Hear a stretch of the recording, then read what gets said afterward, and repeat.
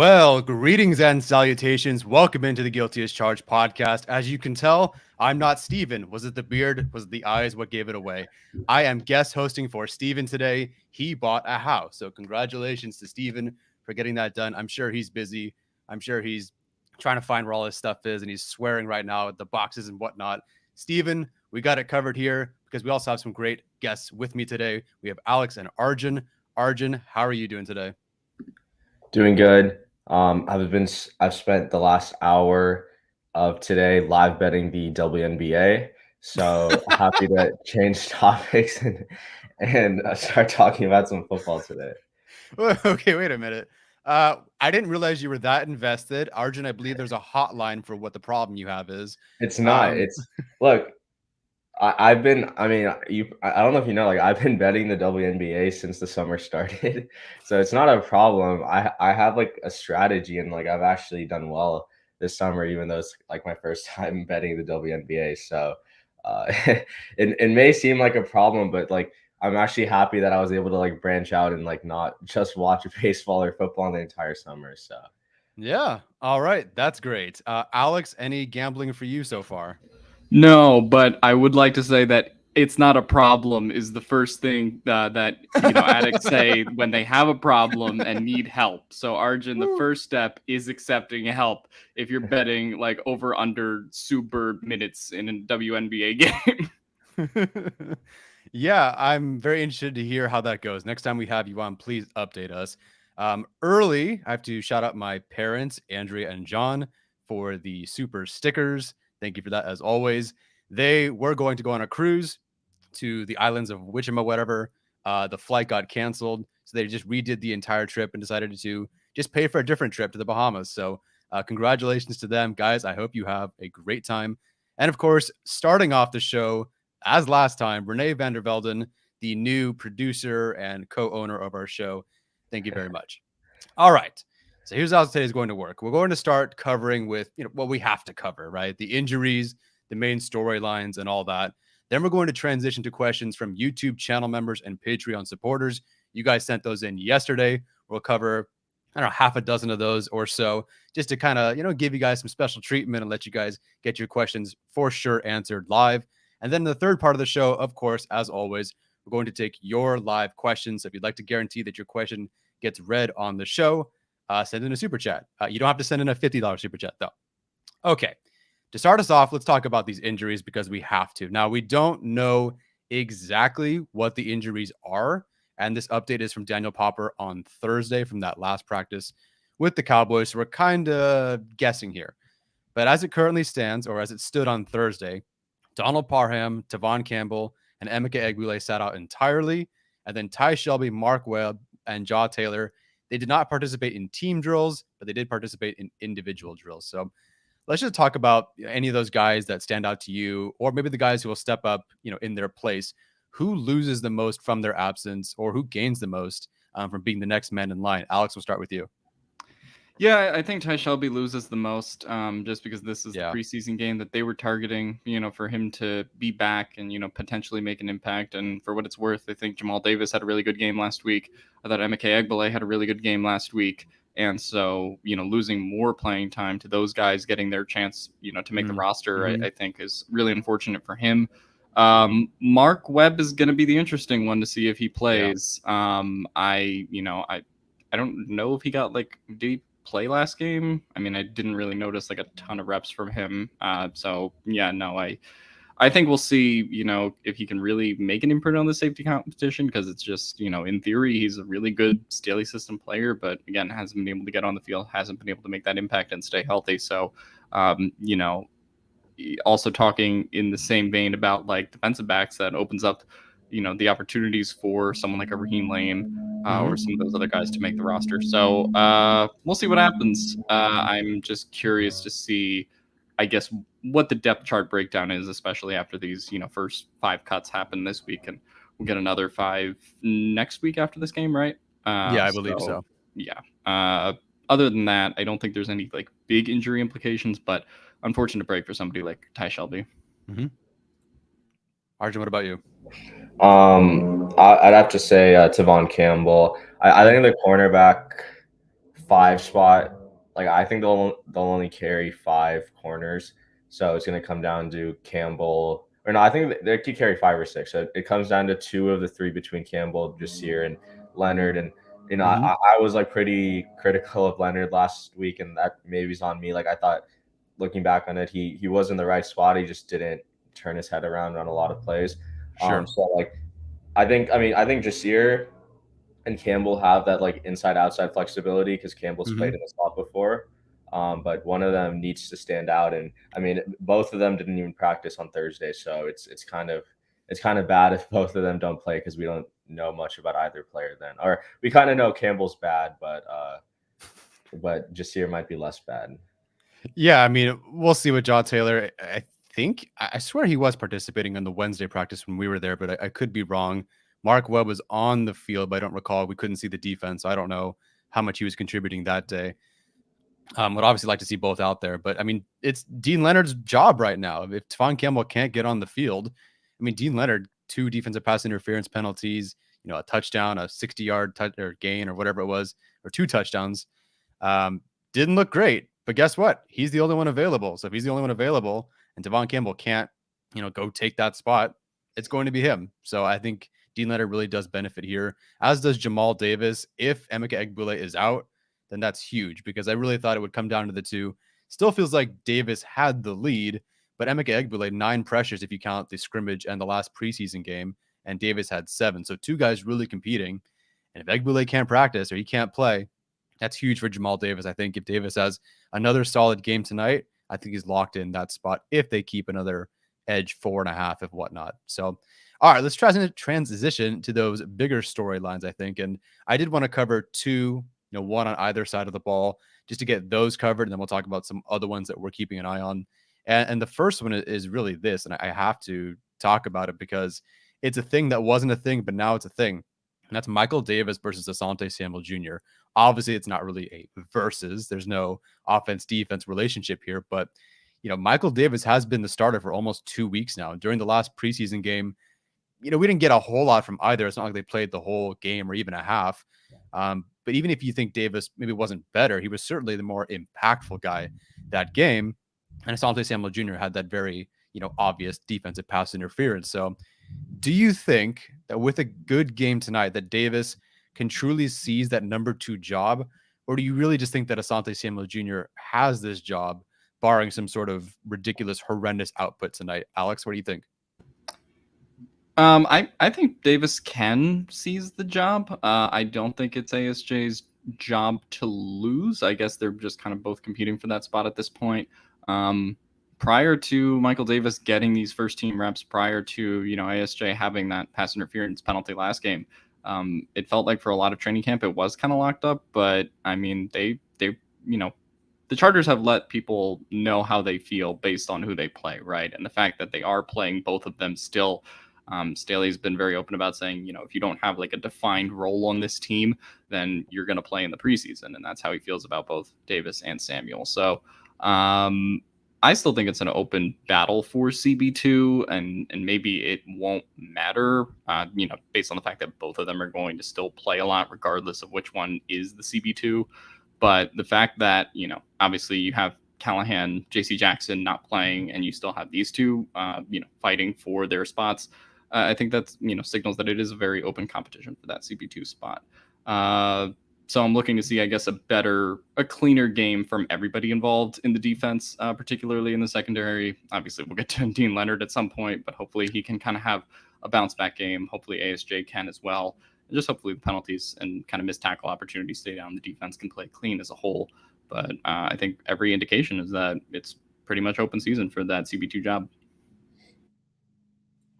Arjun, yeah, I'll go for it. Yeah. I was curious about this because I think it's going to be a fun way to kind of see like how I think maybe potentially like how much the front office is involved in some of these decision making. So like I've talked about like selection bias in the past, but Telesco and Staley together, they both wanted Davis on the team when Staley took over in 2021. They both paid him $8 million, which is like a slightly below like market level contract for like a good second year or second contract player. But they both wanted him, and like sometimes people feel the need to justify that contract by giving them playing time. But he also spent a premium pick on Asante Samuel Jr. So there's no real like I don't think there's any bias included here that like, oh, this guy was high drafted versus this guy was highly paid. So I think it really will just come down to skill and who's put on better film during practices, during preseason games. And I mean, hopefully the best corner wins and it doesn't affect the other corners like confidence if, you know, they're asked to come onto the field due to an injury, or say like Callahan, who admittedly is injury prone, like can the CB4 step in the slot, or like that's my big worry, is like how it affects the other players' mental and like how the rotation would happen if someone were to get hurt. Yeah, absolutely. It'll be a storyline that maybe gets 10 snaps tonight, 12 snaps tonight. I don't know, but have to keep track of it because it was nothing. Now it's something, I think. We'll see. We'll find out pretty soon. All right, to the offensive side of the ball and to a storyline that absolutely nobody wants to talk about, but we have to. Chase Daniel versus Easton Stick. It does seem like Easton Stick is going to get that start tonight, not because he's now the QB2. They're just rotating, I would assume. If not, whatever. It really doesn't matter all that much. A lot of people crowned Easton Stick the QB2 after the last game. Okay, maybe. I suppose you could do that. But honestly, I think Alex put a gif of some guy snoring after watching both quarterbacks. There wasn't a lot there from either. Like, yeah, somebody was better, but it was the lesser of two evils, it felt like. It wasn't like, wow, Easton Stick, look at that quarterback, or oh my God, Chase Daniel, look at that quarterback. No one was really standing out. So in this quarterback battle, and if you really do assume it is a true battle for QB2, Alex, what are you looking for from both of these quarterbacks today that either they did do last time or didn't do last time? What are you looking forward to from Chase Daniel, Easton Stick tonight? Just to see, who can be cleaner and lead more consistent drives down the field. I thought Stick did a slightly better job at that last game, but at the same time, I also thought that he had some bad throws that he missed, where he just, stood back in a clean pocket and, went full North Dakota State Carson Wentz. So they both were pretty mediocre. Daniel kind of missed a lot of throws because he's old and doesn't have the arm strength that he used to. So I guess I'm just looking to see, who can take advantage of the respective players that they'll both have on the field. I assume that they'll both get some time with kind of that, Spiller Kelly, receiving duo, coming out of the backfield. They'll both get some time with Palmer and Carter, as well as, everyone else that's kind of behind those guys. So in addition to Michael Bandy. So I'm curious to see making the best out of the weapons, just to see, who can really step up and show that they deserve that spot. I guess it just has been the least impressive part of all these battles, that it doesn't really feel like a battle to me. They've both been pretty subpar to this point. Arjun, what do you think, dude? You're muted. Yeah, I think the LDE brewing dude in the chat put it perfectly. Like, if either are playing this year, we're kind of screwed. Look, so I'll read off some stats. So Daniel last week had 0.32 EPA, which is really freaking good. And Easton Stick had a 0.117, which is still okay for a quarterback. I think Daniels is a bit high because he threw 2 touchdowns and didn't really take any sacks or have any turnovers. But watching Daniel fail to throw an out route 4 times out of the 17 pass attempts. I mean, that was just a priv. I mean, I watching him overthrow it, throw it behind the receivers. One almost should have been a pick six. I mean, it kind of lets you know how much the Chargers are going to have to water down their playbook if Justin Herbert gets hurt. And I mean, I'm not saying Easton Stick was, can make those throws either, but I mean, I think Easton Stick's play calls and the throws he was making were more over the middle, more designed rollouts, things like that. So to me, it just comes down to who can get the job done. It's not about making stuff happen out of the pocket or being able to do things when plays break down. But it's just can you take care of the ball? Can you try to limit turning pressures into sacks? and can you just keep the chains moving? Because ideally, like, okay, not ideally, but like if Herbert is for some reason having to sit out of the game or is hurt, then you'd kind of want this team to turn into like the 2017 Jags, where it's like led by your defense, and then you have a decent run game with a pretty good O-line, and then a pretty subpar quarterback that maybe can get the job done here and there, but on a game per game basis, they're probably going to mess up more than they help the team.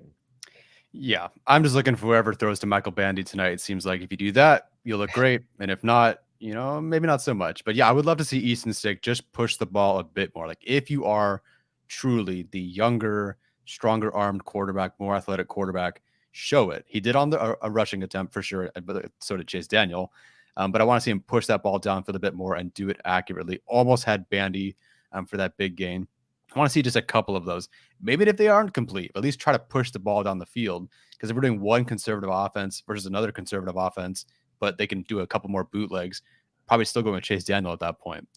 All right. Any other storylines? Because there are many storylines, but I'm opening up to you guys now. What other storylines are you guys watching in this game tonight? I think the obvious one is Pipkins and Norden. I don't really think more like I don't think a lot needs to be said about that, but basically like who can not mess up the most, because like obviously like playing against these backup players, you're not really going to be able to tell. So like as long as they're not giving up a pressure on like, so if they both play like 12 snaps, like one pressure is fine, two pressures would be concerning, and then it's tough to like say like how this would translate to going against like Max Crosby and Chandler Jones week 1, but it's really just like who messes up less between the two. That's where we're at with right tackle. Who messes up less? Yeah, it wasn't great at these the two joint, or at least the one that we attended, Arjun. When we went to that practice, it was not great. And again, even Popper counted 8 sacks by the first team offense, and I'm like, when has this become a concern? Everyone's like, no, you're reading into this too much. Like, relax. I'm like, 8 sacks, guys. 8 sacks is a lot to allow from the first team offense, especially when you probably only threw 15 times. Maybe that during the joint practice. So yeah, worrisome there. Of course, that's a storyline. I just don't care to talk about it because it's just, again, lesser of two evils. Alex, what do you think? Yeah, this should be the game in theory where we get some Pipkins and Norton separation between the two in terms of who was less bad, but that's also kind of what I thought last preseason game, and we didn't really get any separation between the two. Not that either of them were like really bad or anything. Yeah, they were just kind of. And then obviously this week in the scrimmage, with the Cowboys, it just didn't feel like anything was going right for the first team offense. So they obviously played a part in that. I guess the one that I'm going to look forward to is watching the running backs. I'm really curious to see how Kelly and Spiller come out. They're both kind of gunning for that RB2 role behind Eckler. I thought Joshua Kelly looked really impressive last game, quicker and just, had a little bit more burst than any time I had previously watched Joshua Kelly in a Chargers uniform before. So I'm curious to see if that carries over to tonight. And Isaiah Spiller was really good as well, making, just quick, decisive cuts when he was running behind that offensive line. So for me, I'm curious to see how they both, play out of the backfield, how they do as blockers as well. And whether or not Larry Roundtree kind of gets some carries to get something going for himself, and whether he's still a contender for that. He's probably an RB4 at this point, but whether they view him as someone who is going to make the roster or someone who could realistically be in the next round of cuts, depending on what kind of role they decide to give him in this preseason game. Yeah. Next round of cuts feels a bit rich, but I do want to see what this role is because he's clearly been phased out. There's no chance at RB3 at this point, or RB2, obviously. It does seem like he is firmly RB4. Just does that mean roster spot or not? I'm not so sure. I'll be looking at Jerry Tillery tonight because no run stops, no tackles, no pressures, nothing in the last preseason game. And Morgan Fox showed up. He looked great. Jerry Tillery was blank in the stat sheet, blanked on film, just pushed around at the line of scrimmage by guys that, might not start for the Rams, if any of them even are. So I'm definitely want to see what he does because it sounds like that last day against the Cowboys, he had a pretty decent day rushing the passer. So show me something. Show me anything. At this point, I think he is a roster lock or like a 98% lock, which is unfortunate, but it is what it is when you're a former first round pick and you are kind of decent at rushing the passer. I want to see something, at least just show me that in the preseason you can do something, because I don't want to go into the regular season seeing nothing from Jerry Tillery, despite the fact that he'll probably have, 40, 50 snaps by the time the preseason is over. So please show me something tonight. I don't know what to expect from him. Arjun, do you recall what the number was for negatively graded plays for Jerry Tillery versus positive during that preseason game? Also, you're muted. It was 4 run plays, and he was negatively graded on 2 of them. And the other 2, he just didn't receive a grade, I think, because he didn't impact the play. But yeah, I think it was 2 negatively graded, and out of the 4 total plays. Lovely. Okay. Any other things you guys wanted to point out to look forward to tonight? No, I mean, I follow suit with you on the Jerry Tillery thing. You want to see something from him going forward, some movement from him that's positive, and not like, oh, here's Morgan Fox and Chris Rumpf combining on a sack, and there's Jerry Tillery getting pushed 5 yards backwards. So I would rather see something from Tillery if he truly is going to be the, starting pass rushing DT1 or DT2, depending on how you list him with Fox. Like Tyler said, I don't know if I would go 98% chance he's not cut, but certainly in the 90s area, if you want to say that, he probably is a pretty decent lock to make the team. So you just kind of want to see some positive momentum from him, and hopefully he can take whatever he's been doing in these Cowboy scrimmages into this game and rebound from that Rams game, because I just don't think it's sustainable for him to be a 0 on the stat sheet in the preseason again like it was last week. Yeah, can't be, and I hope for something better. Okay, now we're going to transition to our Patreon supporters / YouTube member questions. I asked specifically for preseason related questions. Some people sent in regular season related questions, so I'm not going to have those asked or answered today. But thank you for sending them in anyway. All right, let's get into it. So the first one comes to us from Joe Alexander, who asks, which position group do you think will exceed expectations, and which do you think may fall flat, and why? It's a big question. So if anyone wants to take that, go for it. I'll say the wide receiver group will exceed expectations in this game. I mean, continuing off of last game, I think Palmer will bounce back from, Daniel kind of in him disconnecting last game. I think you get DeAndre Carter a little bit more involved. Didn't seem like he was involved much after they took him out in the second quarter last game. And then you have, potential, a guidance sighting would be nice that he did have the one good catch last game, when Chase Daniel was kind of like getting pressured into that throw. But you do have they did cut Maurice French, so just seeing what Michael Bandy and Joe Reed and all these guys can do in this game to potentially either secure a roster spot or secure some kind of practice squad spot, I think is going to be a really good competition to watch. And I think they'll all do pretty well in terms of what their roles are. Fall flat. I guess I'll go with the safety room just because I mean you can kind of combine this with some of the rookie DBs as well. In terms of what Dean Leonard was doing last week. Mark Webb, obviously, this potentially is his first preseason game. Alohi Gilman, I just want to see more from that group, but it doesn't seem like we're really seeing a lot from them right now in the preseason. Obviously, Derwin not playing. So I want to see some of those safeties stand out, but it just feels like, kind of, with the wide receivers that the Cowboys have competing to move higher up the roster or higher up the depth chart with the injuries that they've had. I think that that's a matchup that may not go as well for the safety room. And, there were a lot of defensive pass interferences with the defense last game. And you sort of just hope that gets cleaned up. So you could say safeties or just kind of the younger secondary players in general. But yeah. Yeah, for fall flat, I definitely would have said the DB group just kind of as a whole. I don't think they'll even do terribly. And frankly, there aren't many Cowboys receivers or tight ends available. But still, I think they may fall flat due to a combination of injuries and just other things. Exceeding expectations, I think it's the tight end group. I think if you're going to start with Easton Stick, they're going to feed the tight ends quite a bit, design rollouts, bootlegs, whatever. I think Easton Stick is going to feed those tight ends either over the middle or on rollouts or whatever. I think someone like Cam Moyer, Crum and Hook, Stone Smart, and those guys get pretty involved. So I think they'll exceed expectations tonight. I think I differ from you guys. I actually think the cornerback room will exceed expectations today. I Good. think just because last week, I mean, they were in positions, they just didn't make the simple play. But given how volatile coverage is week to week, game to game, I think it's fair to say they might bounce back. And it's not like the Cowboys backup QBs or anything special. So I think we could see some good performances from Davis, Asante, or some of the other lower string corners. And in terms of falling flat, I mean, I have to go with the offensive tackle group. Mm-hmm. Um, I mean, they both all of them are not good, and that might be putting it bluntly, but like the Cowboys D line, like they do churn out some good players here and there, so I think they might struggle whether it's Pipkins, Norton, or some of the backups like Foster Sarell or Sarell, however you say his name. So it's not. I obviously want them to succeed, and we kind of need them to succeed, but I still don't believe in this tackle room yet, and they haven't really given me a reason to believe so.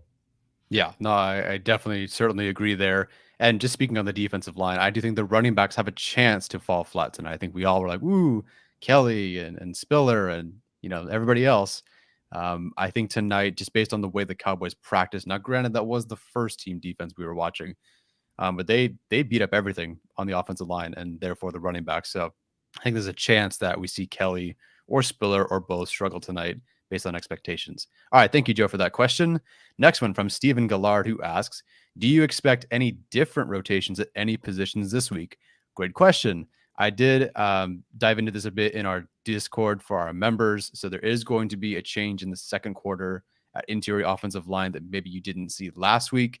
No, it's not, Zion playing right tackle or Jamari playing right tackle or anything. It's interior offensive line. Expect that in the second quarter. Won't say what, but it'll happen. Any other different position rotations you might expect or maybe hoping to see this week? No. Cool. All right. Good job, guys. Sounds good. All right. Thank you for that one. The next one comes to us from Bill Breland, who asks, hey guys, are there any surprise cuts you see forming that we thought were locks before, like how Ty T Billy was last season? I do think that Brendan Hymus is potentially one of them as a surprise cut, both in performance and related to the previous question that was just asked. Yeah. Sorry. Arjun, you go.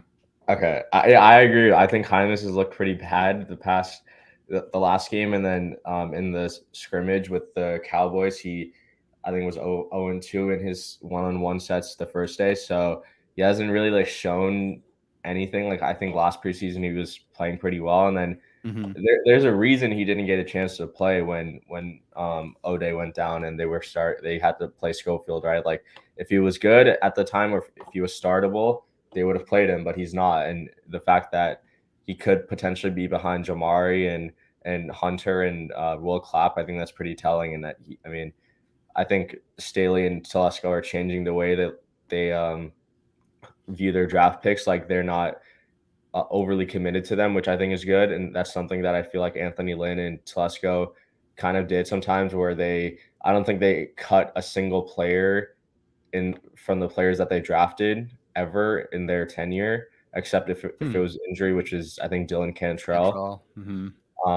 But if Hymus isn't performing, then he shouldn't be on the team, and you should be going with someone like Jamari or Ryan Hunter, who have shown a little bit more so far this offseason. Interesting. Yeah. I didn't pick up that connection, but then not cutting anybody. I'll have to see if that's true. Yeah. Joe Reed, I guess, based on the preseason game that he had last time, if he kind of repeats it again, this week, I guess that could be considered a surprise cut, just a player gaining momentum in preseason training camp phase and then is cut just because they wanted to keep 5 receivers or they wanted to keep a 4th running back.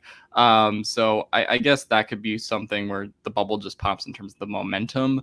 Other than that, I don't think there's any real surprise cuts. I know some people say Jerry Tillery, but again, I just don't think they have the depth at that position to make that happen.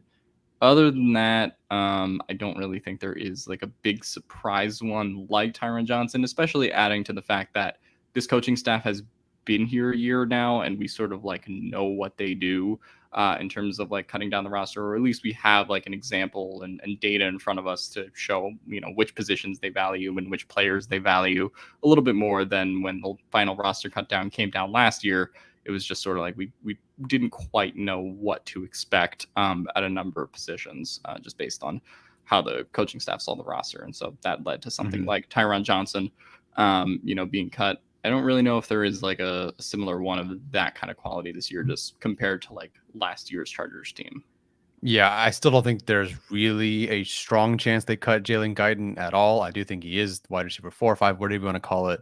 I do think you can start. Well, you maybe already are having this conversation, but if Bandy puts another 75 yards, 7 catches, and a touchdown or whatever tonight, at some point you really do have to consider him versus Guyton, or at least a wide receiver 6 spot. So I think that is worth monitoring, but I still wouldn't say Bandy over Guyton just yet, because again, Guyton is the only person on this team who can kind of do what he does, with the exception of maybe Carter, but we haven't really seen that in the regular season yet. All right, next question from John Rowley, who asks, in this second preseason game, who are you most looking to show that they deserve a spot on the team, and at what positions? Who do you think is on the bubble the most? So, I mean, I think that Michael Bandy is a very easy start and obvious answer there. I'd love to see him get a spot on the team.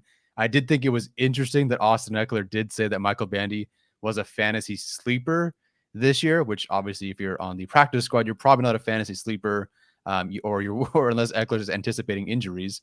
But I thought that was a bit interesting. Maybe if it means nothing, I don't know. Any guys on the bubble that you really want to see show out tonight? Jerry Tillery.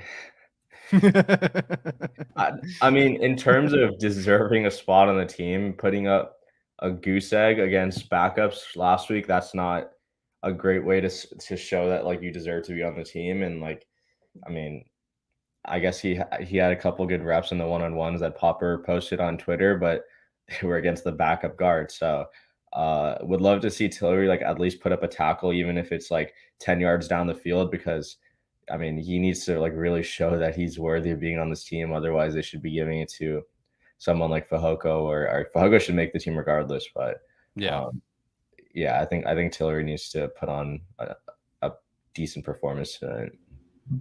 Yeah, I mean, I agree that in theory Tillery does need to show a decent performance, but I think his spot on the team is like kind of locked anyway. I'll bring up Braden Fehoko, like Thomas says in the chat. Not that Braden Fehoko really needs to like prove himself, because I think we're all like pretty on the same page that he should be on the team. But the fact that, it's never like felt like it's guaranteed by the coaching staff that he will be on the team. There was the unofficial depth chart that came out that had Christian Covington ahead of him, and just small things like that. It just shows that, in my opinion, they've never valued Fehoko maybe as much as they should. So I think if he puts together a strong 2 preseason games to finish out this preseason, that can really, take him away from any kind of bubble cut consideration. Other than that, I don't know if there are really like guys on the bubble who I don't think are going to make it. I do look at the edge room and look at somebody like Emeka Egbele, who, obviously had the 9 pressures last game, like Tyler said.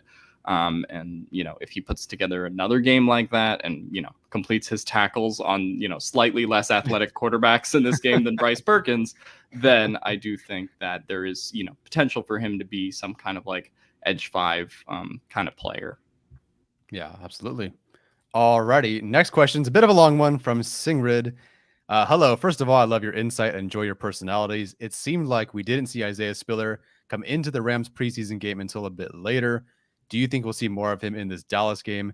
And how sold are you that he could be a solid NFL running back from what he's shown so far? Thank you. If you ever say my name, it's pronounced Singrid, and I am a female. I also live in Sarasota, Florida. I don't know if, Alex, you know where that is.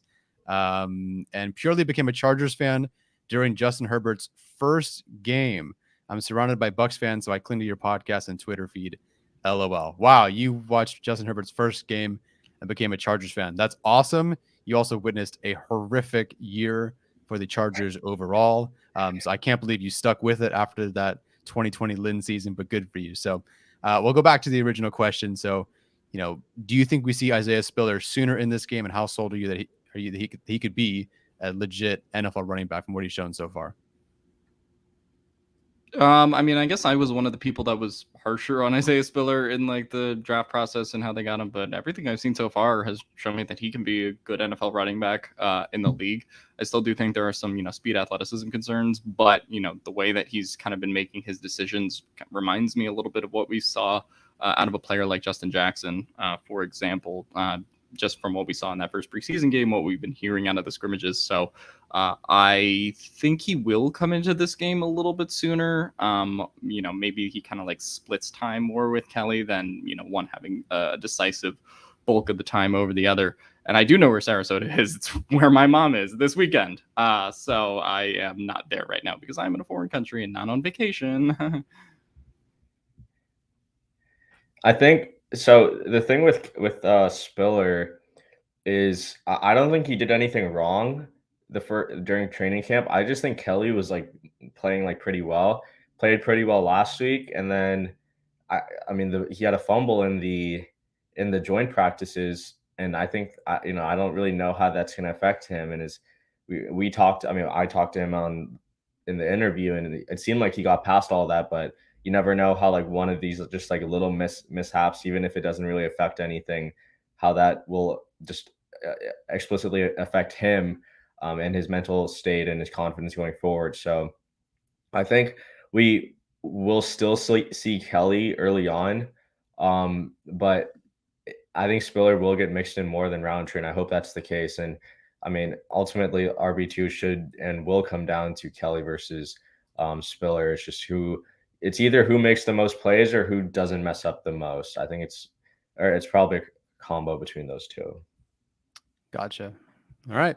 Next question and last question from this group from Frank Blakely, although he did send in a super chat as well. What will it take for coaches to see Filer needs to be right tackle? Death from two players. I was going to say the same thing. I really think at this point, two guys need to blow out their ACL before we see Filer at right tackle. And look, Filer's a great, solid left guard, and I think they don't want to change that. I think Filer is not going to be right tackle, barring, some significant injuries and whatnot. I think that we are stuck watching what we are watching. I can't imagine you all of a sudden go, that didn't work, which I don't know why you would assume it would have, but I can't imagine they go, okay, that didn't work. Now let's try Filer. It's week 3. Let's do it. And I mean, listen, maybe he could do it. And I'm sure that, if these guys are giving up 2 sacks a game, that Filer can be at least somewhat better. We don't know for sure that Jamari is it at left guard just yet either. So yeah, like Frank Blakely says in the chat, an act of God, like that's what it's going to take for Filer to be right tackle. Do you guys see any world outside of an act of God where Filer is right tackle? No. I think Storm Norton would need to be recalled to the new XFL. I think that Trey Pipkins would need to be sent back to Sioux Falls, and that's the only way that Filer plays right tackle. I think if this is a conversation for like if whoever wins the battle between Pipkins and Norton struggles in those opening weeks, I think they're more open probably to signing a right tackle, someone who's on the free agent market right now than they would be to moving Filer. And that was a little bit demonstrated by, for example, the Michael Schofield signing last year when Ode Ibushi went down, and they were just like, okay, well, we don't really love what we have back here yet, and we don't want to throw Jaimes in, and we're not super confident, so let's go get a guy who's established, kind of has played with the Chargers before, knows the building, knows the system. And so they went for him. So I think they kind of applied that logic to right tackle. If it's really bad for either Norton or Pipkins through those first 3-4 weeks, then I could see them signing someone. But I think they're really comfortable with the Lindsley, Filer, Slater, left side of that line right now. So I don't see anything changing that anytime soon. Max Crosby week 1, man. I'm so excited for that game. Okay, guys, thank you for sending in those questions. Again, if you want to send in a question ever, we don't always do this. I just like to do this either with the mailbags or on the show if I'm hosting, just because, hey, why not? I appreciate you guys. All right, let's get into the live chat questions now. We'll start with the people that sent in a super chat. And the first one I see with a question attached is from Frank. I'm sorry, Frank.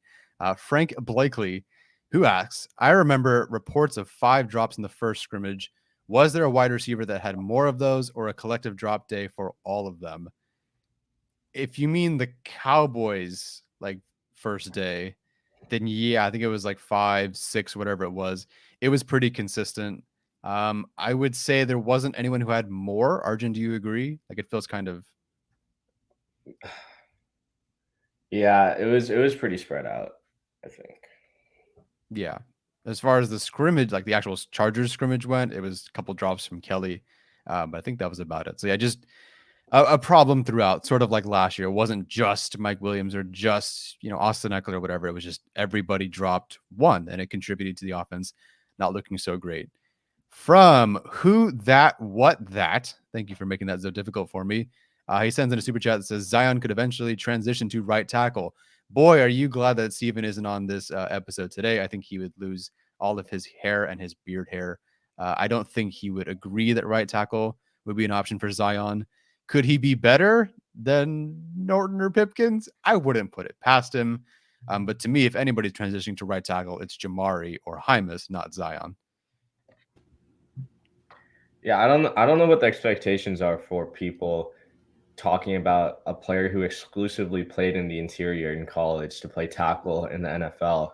And that's what Zion is. And making that transition from college to the NFL is very tough, like on its own, just staying at the same position, but now going to a completely new position with different footwork and different technique. I mean, that's a huge ask for someone. And it's not like Zion was playing in like a tough conference like the SEC or Big Ten. He's playing at Boston College, right? So you got to be cognizant of that. So, like Tyler said, if anyone's going to do it, it's going to be Jamari or Hymus, who played that position in college, but they would have to switch sides as well. So that's also not that great of an option. Yeah, I think like LDE Bruin says in the chat, it's probably more likely that Zion would move to center. And Steven's kind of said that before, and like a post Corey Linsley Chargers team, that Zion could do that as opposed to move outside. But yeah, I think he is, strictly one of those 3 interior offensive line spots at any point going forward in the future. And I think the Chargers, also going forward will figure out their right tackle position at some point, whether it's this year or next year.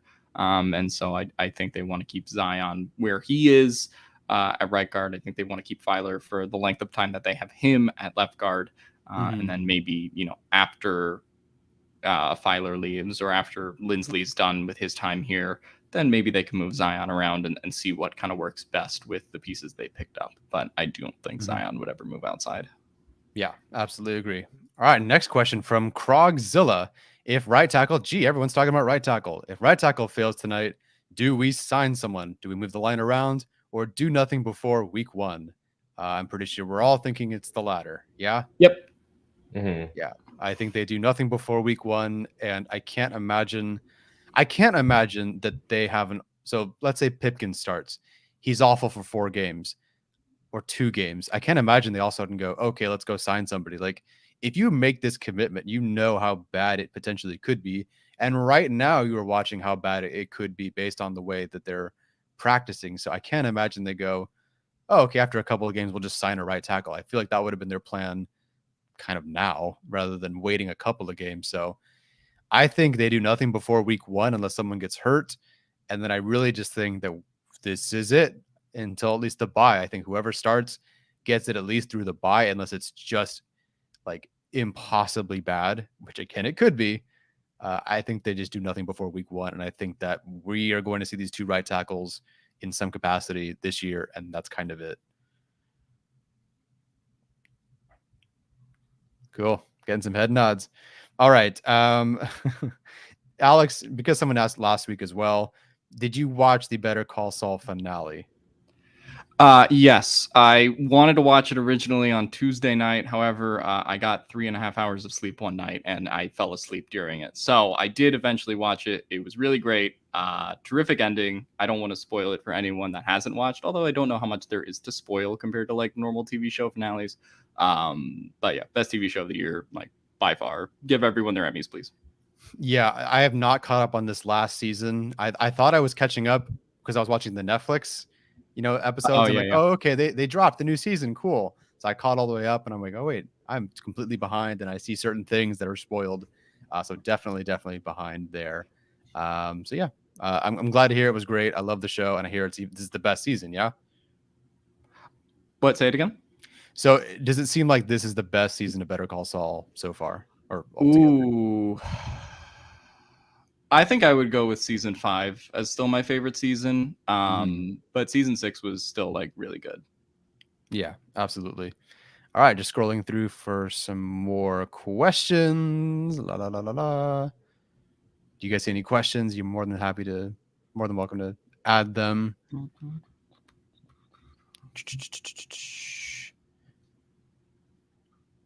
Lots of comments, not a lot of questions. So maybe we'll just wrap it up pretty soon. So no one thinks it's weird from Rubsters52. No one thinks it's weird that we've heard nothing about Austin Johnson through training camp. I do understand the concern, but I think I've seen enough things in there. I almost feel like Austin Johnson is just not the focus of that's Sebastian Joseph Day, big focus, Jerry Tillery, big focus, Brendan Fajoko, big focus. I think Austin Johnson is just there making some plays. I've seen it, and it's just not really talked about as much because like he just goes, he does his job, and that's it, which is great. I think that's perfect. I mean, he's the second nose tackle on that team. Like, how much is he supposed to stand out? Like, he's not going to be making sacks like the edge rushers in the preseason. He's not going to be like up here making big plays, and that's kind of like hard to watch for in camp anyway. I don't have any concerns with Austin Johnson to this point, and the fact that he hasn't been more of a playmaker, especially when, come time in the regular season, I still feel confident that as a run stuffer, he can do his job well. And he'll have Sebastian Joseph Day as kind of the starting nose tackle anyway. But yeah, I don't think it's weird that we've heard nothing about Austin Johnson, because I don't think that we're supposed to. I think that kind of means everything's running well, running its course. Yeah, that's true. We're also not hearing any bad news. So no bad news is also good news. From Frank Blickley again, if everyone stays healthy, do you think we will have a top 5 defense? I guess, Arjun, I don't know if you would know this, but how often can a defense go from worst to first, if you will? Like, is that something you see typically, or is that something that it just kind of progresses over the course of several years? I definitely think it's possible. And I mean, I'll put it this way. My dumbass thought that the Chargers had a chance to be a top 5 defense last year. We all did. Yeah. I was like, this defense has potentially more potential than this offense in year one. And I was, that just didn't work out. But it's definitely possible. Like I'd have to check the 2017 Jags. I don't think they were like awful in 2016 as a defense, because they did have Jalen Ramsey and AJ Bouye, and Campbell and all of them. But I definitely think it's possible. And to me, it comes down to whether Khalil Mack can stay healthy. I think if him and Bosa can at least be on the field for 14, 15 games, that kind of changes the whole complexity of the defense. And, offenses can't pick a side that they want to run on a majority of the time, run away from Bosa, run away from Mack. I think having those two players complement each other would be huge. And the Chargers seem to invest a little bit more into like sports science and that kind of stuff, which the Rams are huge in, which is, I think, a big part of why we saw them be a little less injured to some of their star players last year. But yeah, it ultimately comes down to whether their stars can stay healthy, because I think their depth this year is a little bit better. Yeah, I think this all hinges on health, and kind of like Arjun said, you talk about like the sports performance. The Chargers were like a top 10 team in terms of average adjusted games lost last year, so they didn't have many injuries or many like key injuries on defense that really like kept them down. It was more just bad interior defensive line play, and they boosted that right so far through this offseason. So I think it is about staying healthy.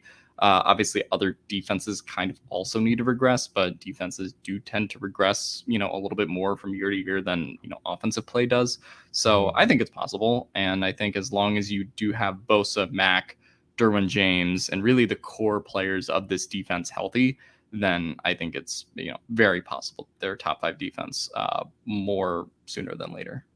Would love to see it. Arjun, what metric would you use to determine, like, if you had one stat, what would you use to determine what a top 5 defense is? Is it just EPA per play? Yeah. Okay. Yeah, exactly. Okay. Cool. Good to know. All right. If this is the last super chat, then this will be our last question of the day. If you have another super chat, we'll answer it. We'll answer it as long as you have super chats. But if this is the last one, then here it is. From Jesus Lorenzo, who says, thoughts on the Manti Te'o documentary. Kind of didn't like how they added the media guys and didn't care that they ruined his life and gave him an hour to respond. Did you guys watch this first off? Yeah. What'd you think?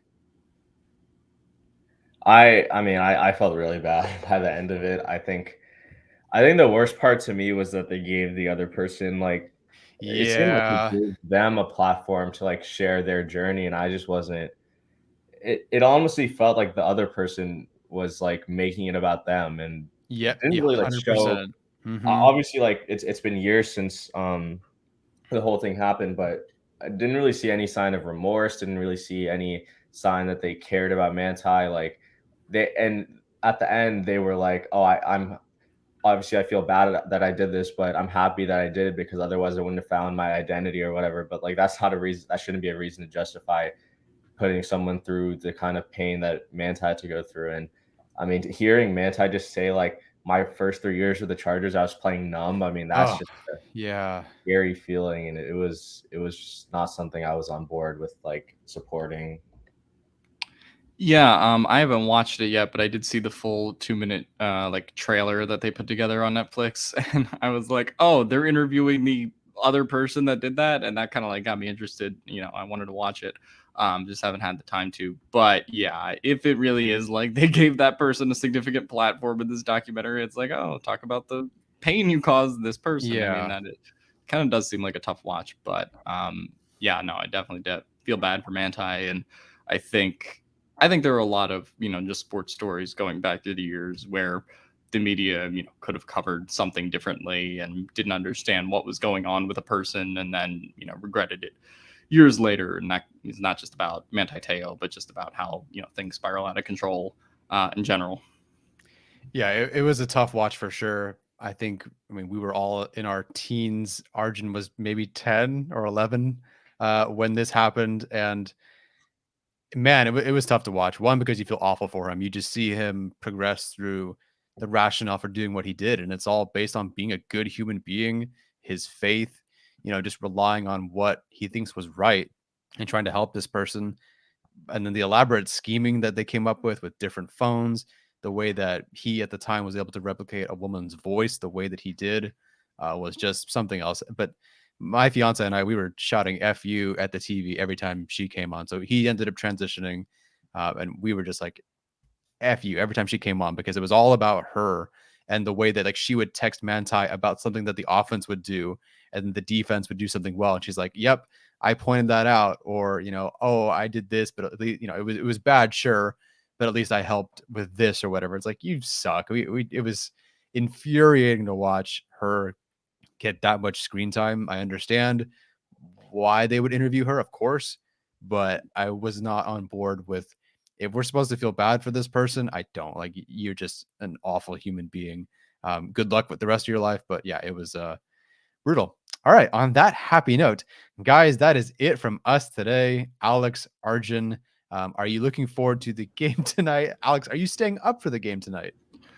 Ooh, that's a big question. Or whether I'll catch it on NFL Plus at 5 a.m. I don't know. I hope I can stay up and get some live tweets in. But you'll figure out whether I'm asleep or not very quickly. So we'll find that out tonight. But I will try to stay up and evaluate the QB2 battle between Easton Stick and Chase Daniel, because how exhilarating is that? Yeah, fun stuff. Arjun, what about you, man? You're muted. I was muted. I'll be watching. Should be a fun game. Expecting Chargers to win. They're actually favored in this matchup again. So I don't think Cowboys backups are that good. So Chargers should have a small edge there. But I just want to see the cornerbacks actually turn their heads for once. That'd be great. And hey, we saw them working on it. Arjun, do you bet on Chargers games? Sorry, before I let you go. No, I mean, I won't bet on the Chargers unless the only game I actually bet on the Chargers was when they played the Eagles, and they were only favored by 2 points, and they won by 3. And I was like, this Chargers team is way better than this Eagles team, and the run defense was just not not great. But yeah, they pulled that out for me. But if I'm betting on Chargers games, I'll bet against the Chargers. So I bet against the Chargers week 18 against the Raiders as like an emotional hedge. Nice. So Okay, at least so won something. how much did you make off of the Chargers losing that game? I made like $50. Oh my gosh. My goodness. All right. Well, we'll let you at least somebody won something from that game. Yeah. All right, guys. Take care. And if I don't see you, good afternoon, good evening, good night. See you tomorrow. We'll be going live at 9 a.m. All right. Take care.